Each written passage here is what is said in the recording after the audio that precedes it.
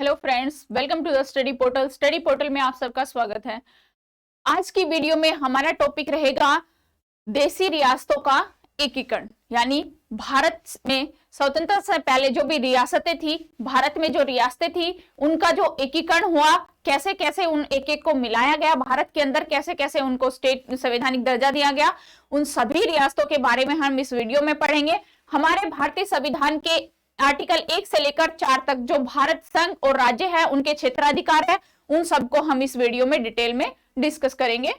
Video start करने से पहले फ्रेंड्स, जो भी स्टूडेंट किसी भी टीचिंग लाइन एग्जाम की प्रिपरेशन कर रहे हैं, यदि आप हमारे साथ जुड़ना चाहते हैं तो हमें अपना नेम, सिटी और एग्जाम लिखकर 8447410108 पर व्हाट्सएप कर दीजिए। इसके थ्रू आपको जो भी हमारी अपकमिंग क्लासेस होती है, वीडियोस होती हैं, अपकमिंग वैकेंसीज आती हैं, उन सभी के लिंक नोटिफिकेशन आपको शेयर किया जाएंगे। जैसे कि हम यूट्यूब पर अपने प्रीवियस ईयर पेपर भी सोल्व कराते हैं, तो सभी की वीडियो जो है आपके साथ फ्री ऑफ कॉस्ट शेयर की जाएगी। इसके अलावा जो भी फ्रेंड घर बैठ के अपनी प्रिपरेशन कर रहे हैं, यदि आप नोट्स ऑर्डर करना चाहते हैं कि आपको कंप्लीट सिलेबस मिल जाए, उससे बाहर आपको कुछ नहीं पढ़ना पड़े, तो आप हमारे बुकलेट सेट को ऑर्डर कर सकते हैं। ऑल ओवर इंडिया में हमारी कुरियर सर्विस अवेलेबल है। उसके लिए आप हमें 8447410108 पर व्हाट्सएप या कॉल के थ्रू आप अपना नोट्स ऑर्डर कर सकते हैं। जो स्टूडेंट क्लास लेना चाहते हैं तो स्टडी पोर्टल एकेडमी ऐप है, ऐप को डाउनलोड करने का एंड्रॉइड यूजर्स के लिए लिंक ये रहेगा और आईओएस के लिए ये लिंक रहेगा।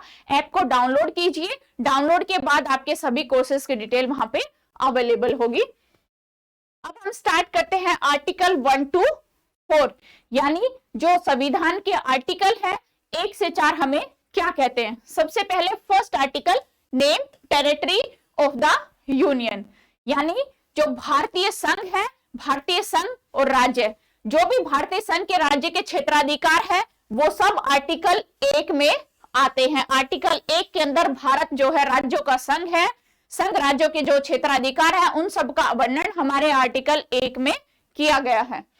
Article 2, establishment and admission of the new state, मतलब किसी नए राज्य की स्थापना और नए राज्य के निर्माण के लिए जो भी प्रोसेस होगा, जो भी नया राज्य बनेगा, उसका पूरा प्रोसेस हमारे आर्टिकल 2 के थ्रू किया जाएगा। यानी आर्टिकल 2 हमें बताता है कि कैसे नए राज्य का निर्माण करना है, कैसे नए राज्य की स्थापना करनी है, क्या क्या नए राज्य की सीमाएं रहेंगी, सीमा को घटाना है, बढ़ाना है, वो सब हमारा आर्टिकल 2 हमें बताएगा। Article 3, formation of new state and alteration of areas, यानी जब नया स्टेट बनेगा तो क्या उसमें फॉर्मेशन किया जाएगा, अल्टरेशन ऑफ एरिया, जो उसका एरिया रहेगा कि ये उसके क्षेत्राधिकार के अंदर है या नहीं है, क्या उसकी बाउंड्रीज होगी, क्या उसका नेम रहेगा, जो भी एग्जिस्टिंग स्टेट रहेगा वो सब हमारे आर्टिकल 3 के अंदर आता है।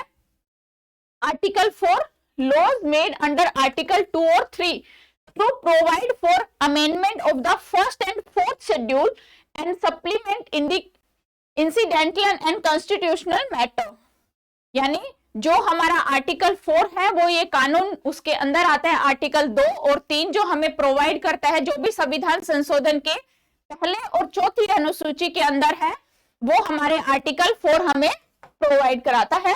तो यानी ये हमारे 1, 2, 3 और 4 जो हमारे 4 आर्टिकल है, ये हमारे भारतीय संघ के क्षेत्राधिकार, भारतीय संघ के राज्य, क्या उनकी सीमाएं रहेगी, कैसे कैसे उन पे कानून कौन सी अनुसूची में आएगा, ये सब आर्टिकल हमारे 1 से 4 के अंदर आते हैं। अब हम बात करते हैं जब कोई राज्य या संवैधानिक संघ और सरकार बन गई तो हम बात करते हैं देसी रियासतों की। जो भारत में पहले जो रियासतें थी, जो पहले का भारत था, जैसे ब्रिटिश भारत और देसी रियासतों का, उनका हमने एकीकरण कैसे किया। यानी जो रियासतें थी, जैसे सरदार वल्लभ भाई पटेल ने जो रियासतें बनाई थी, 562 जो रियासतें थी, उनको कैसे एक एक करके हमने मिलाया, कैसे उनका इंटीग्रेशन किया। स्वतंत्रता प्राप्ति के पूर्व भारत में भारतीय राज्य क्षेत्र 2 वर्गों में विभाजित था। यानी जब तक 1947 से पहले का जो भारत था वो 2 भागों में विभाजित था। एक तो था ब्रिटिश भारत और एक था देसी रियासतें। ब्रिटिश भारत जो ब्रिटिश सरकार की जो कंपनी आई थी उनका जो भारत था वो ब्रिटिश भारत था। देसी रियासतें, जो यहाँ की जो रियासतें, जो प्रिंसेस, जो राजाएं हुआ करते थे भारत के, उनकी जो रियासतें थी वो थी देसी रियासतें। अब ब्रिटिश भारत में 9 प्रांत थे। कितने थे? 9 प्रांत थे। और जो देसी रियासतों की संख्या थी वो थी 600। 542 जो है वो छोड़कर चली गई, तो कितनी बची? 58 जो है वो पाकिस्तान में शामिल हो गई। 542 रियासतों में से 3 रियासत, जूनागढ़, हैदराबाद और जम्मू कश्मीर को भारत में विलय कराने में परेशानी का सामना करना पड़ा। जो 600 जो रियासतें थी, जो 542 को छोड़कर, जो रियासतें पहले 600 थी उसमें 542 को अगर हम छोड़ दें, उसके अलावा 58 जो थी वो पाकिस्तान स्टेट में शामिल हो गई। 542 रियासतों में से अब जो 3 रियासत बची, जूनागढ़, हैदराबाद और जम्मू कश्मीर, इनको जब भारत में विलय कराया गया तो हमें काफी परेशानियों का सामना करना पड़ा। जूनागढ़ रियासत को जनमत संग्रह के आधार पर भारत में मिलाया गया। यदि क्वेश्चन पूछा जाता है कि जूनागढ़ रियासत को किस आधार से भारत में मिलाया गया, तो आपके पास ऑप्शन रहेगा जनमत संग्रह के आधार पर जूनागढ़ रियासत को भारत में मिलाया गया। हैदराबाद रियासत को सैन्य कार्रवाई के द्वारा मिलाया गया। जो हैदराबाद रियासत थी उसको किस टाइप से मिलाया गया? सैन्य कार्रवाई के द्वारा। जम्मू कश्मीर रियासत शासक के पाकिस्तानी कबायलियों के आक्रमण के कारण भारत के साथ विलय पत्र पर हस्ताक्षर करके कश्मीर को भारत में शामिल किया गया। कश्मीर जो है उसको भारत में सम्मिलित किया गया। किस टाइप से? कि जो पाकिस्तान के काबलियों के आक्रमण हुए थे उनके कारण भारत के साथ जो विलय पत्र पर हस्ताक्षर किए, तो उसके थ्रू कश्मीर को भारत का अंग बना दिया और भारत में उसको शामिल कर दिया। ये थी 3 रियासतें जिनको मुश्किलों का सामना करना पड़ा। जूनागढ़ को जनमत संग्रह के द्वारा, हैदराबाद को सैन्य कार्रवाई के द्वारा और जम्मू कश्मीर को विलय पत्र पर हस्ताक्षर के द्वारा भारत में सम्मिलित किया गया। देशी रियासतों का भारत में विलय तत्कालीन गृह मंत्री वल्लभ भाई पटेल की दूरदर्शी नीति और साहसिक कूटनीति के प्रयासों का परिणाम है। यानी सरदार वल्लभ भाई पटेल का देशी रियासतों में सबसे गहरा, सबसे ज्यादा योगदान है। उनकी जो दूरदर्शिता नीति थी, जो उनका साहसिक कूटनीतिक जो उन्होंने प्रयास किए इन रियासतों को बनाने के लिए, तो उनको उनका श्रेय सरदार वल्लभ भाई पटेल को जाता है। स्वतंत्रता प्राप्ति के उपरांत ब्रिटिश प्रांतों और देशी रियासतों को एकीकृत करके भारत में राज्यों को 4 श्रेणियों में बांटा गया। जब स्वतंत्रता प्राप्त हो गई उसके बाद जो ब्रिटिश प्रांत थे और जो देशी रियासतें थी उनको इकट्ठा करके भारत ने उनको 4 भागों में बांटा गया। क, ख, ग और घ, ये सभी की जो संख्या थी वो थी 29। भाग में क्या थे? कौन कौन से राज्य हैं? जो भारत शासन अधिनियम 1935 के अधीन प्रांत कहे जाने लगे, यानी जो भारतीय अधिनियम 1935 था उसके अधीन जो भारत में स्टेट थे, जो प्रांत थे, वो इसमें कै भाग में थे? जहां पर ब्रिटिश भारत में गवर्नर का शासन था, जो ब्रिटिश भारत का पार्ट था वहां पे शासक कौन हुआ करते थे? गवर्नर शासक हुआ करते थे। और इस श्रेणी में शामिल जो राज्य थे वो कौन कौन से थे? आसाम, बिहार, बंबई, मध्य प्रदेश, मद्रास, उड़ीसा, पंजाब, संयुक्त प्रांत और पश्चिमी बंगाल। यहाँ पे क्या था? गवर्नर का शासक था। और ये क्या था? ये ब्रिटिश भारत के अधीन प्रांत थे। यहाँ पे जो राज करते थे वो गवर्नर करते थे, यानी यहाँ पे गवर्नरों का शासन हुआ करता था। भाग ख में क्या है? 275 देशी रियासतें थी। भाग ख में 275 देशी रियासतें नई प्रशासनिक इकाई के रूप में गठित की गई थी।